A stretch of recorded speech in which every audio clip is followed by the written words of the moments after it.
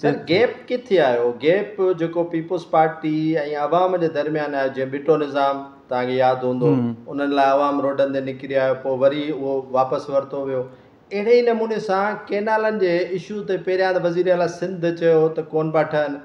4 statement तव्हांजो वज़ीर आला सिंध मुराद अली शाह साहिबु ॾेई चुको आहे ऐं हींअर वरी 18 तारीख़ ते तव्हां एहतजाज करणु वञो पिया 4 अप्रैल ते जेको ऐलान थियणो हो उहो बि बहितर अंदाज़ में न थी सघियो जेको माण्हुनि खे तव कई त केनालनि ख़िलाफ़ु माण्हू एहतजाज कंदा या पीपल्स पार्टी इन नून लीग खां ॿाहिरि निकिरंदी त छा वजह आहे त उहो जेको विक्यूम आहे जेको आवाम ऐं पीपल्स पार्टी जे दरमियान उहो ख़तमु छो थो थिए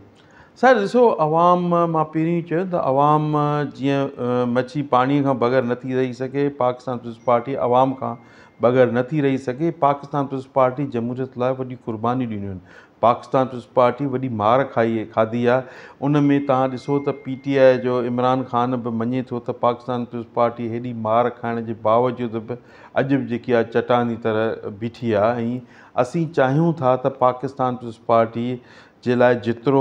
माण्हुनि कयो आहे उहो घटि आहे ऐं माण्हुनि तमामु घणो करे ॾेखारियो आहे माण्हुनि उहो इन जे करे की पाकिस्तान पीपल्स पार्टी हमेशह जेकी आहे जीअं असां वण खे चऊं न त वण बग़ैर जड़ुनि जे नथो रही सघे ऐं पाकिस्तान पीपल्स पार्टी जेकी अवाम आहे उहो अगरि उहे जड़ूं कटिजी वियूं त अवाम खां बग़ैर पाकिस्तान पीपल्स पार्टी कुझु बि न आहे ऐं पाकिस्तान पीपल्स पार्टी हिकिड़ी वॾी जमात आहे उन 73 जो आइन ॾिनो मुल्क में जेकॾहिं क़ुर्बानी ॾिनियूं पाकिस्तान पीपल्स पार्टी ॾिनियूं ऐं पाकिस्तान पीपल्स पार्टी हमेशह लाइ